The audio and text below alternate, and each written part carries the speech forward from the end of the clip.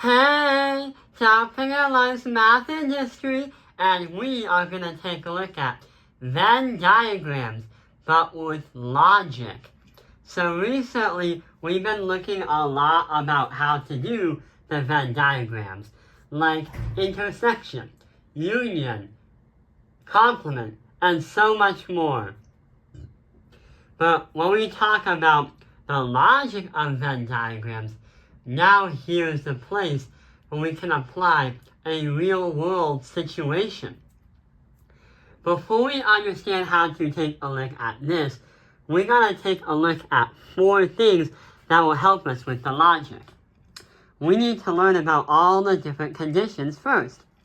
So usually a condition is often told as a story to help us understand what comes first and then what comes next.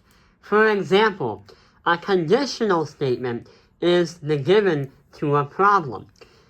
On a test or on an assignment, your math teacher will give you a condition of what is said, also known as a statement. For example, if I am a priest, then I am Catholic.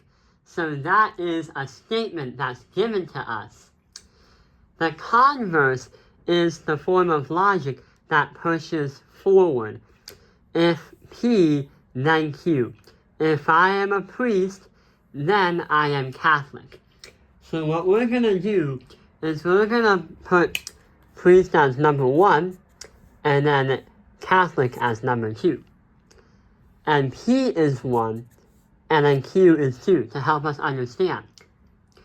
The inverse is the exact opposite, where it says Q, then it's P. So if I am Catholic, then I am a priest.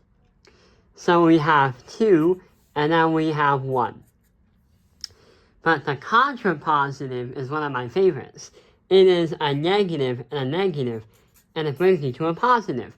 If not Q, then not P. If I am not Catholic, I am not a priest. So those are the 4 different conditional statements that we can have when working on these kinds of Venn diagrams.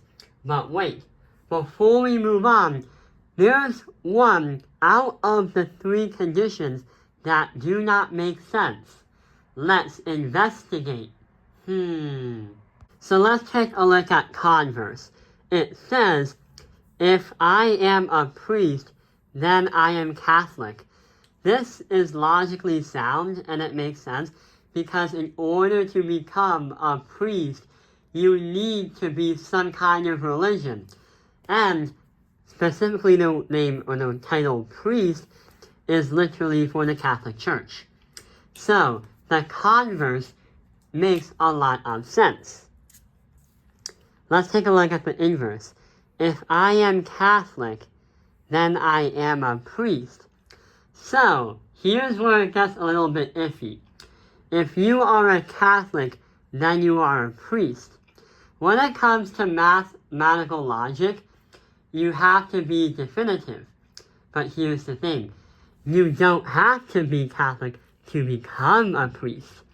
You can be a deacon, a friar, a nun, even a lay person.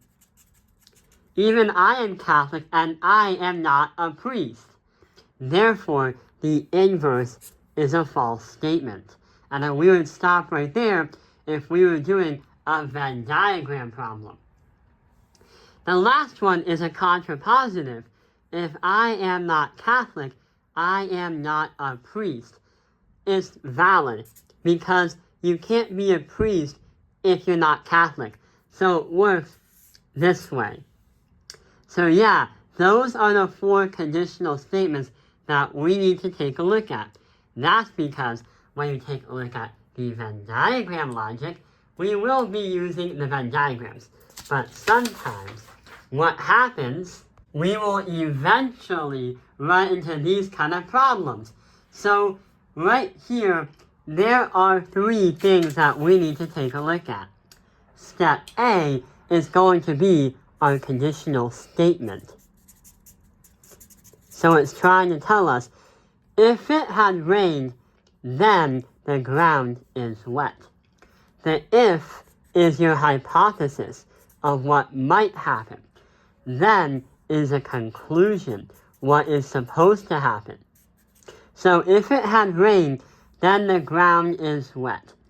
Then B says, if the ground is not wet, then C, it exits the logic saying it has rained, or then it has not rained.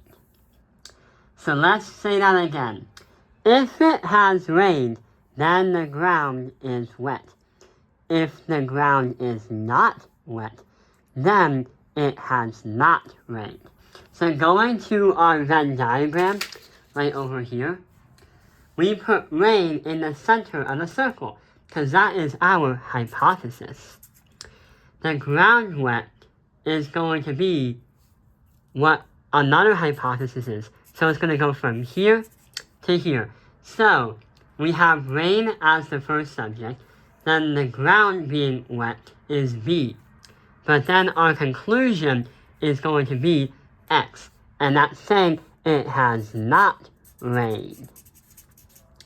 So we can say that this is logically sound, and it checks out, because it literally says in the statement, if it has rained, then the ground is wet, but since the ground isn't wet, then we know it has not rained. So this statement is true. However, what happens if we take a look at something that looks like this? The ground is wet, therefore it has rained. So that is our statement. But B says the ground is wet. In conclusion, it must have not rained. So for Z in the center, our subject is the ground is wet. Ground is wet. But then it's trying to say, for our B statement, that the ground is wet. So what happens? If the ground is wet, how can we be sure that it had rained? How can we be sure that it has rained? Okay, that's our answer. So what happened here? What happened here is that I just dumped all this water onto the worksheet because the statement is saying that it had rained. But look, the ground is wet. So in this case scenario, the letter X would have been, it must have not rained. But the problem is, right now I'm in this dormitory building at a college, and there's a ceiling way up there, and the ground is way down here. And where did this water come from? A water bottle. So what happened is, this is a false statement. Because even though it is wet, we can't be sure if it did rain or not. Remember, math has to be definitive. It has to have a black and white answer when it comes to solving a problem. If not, then it pretty much gets very, very confusing. In this case scenario, what we are doing is called deductive reasoning. So we have deducted that we're not sure if it rained or not, but we are sure that the ground is wet, which I have to clean up this mess. But I hope this video has helped you understand Venn diagram logic. Thank you for watching Tao Ping Airlines Math Industry. Like and subscribe.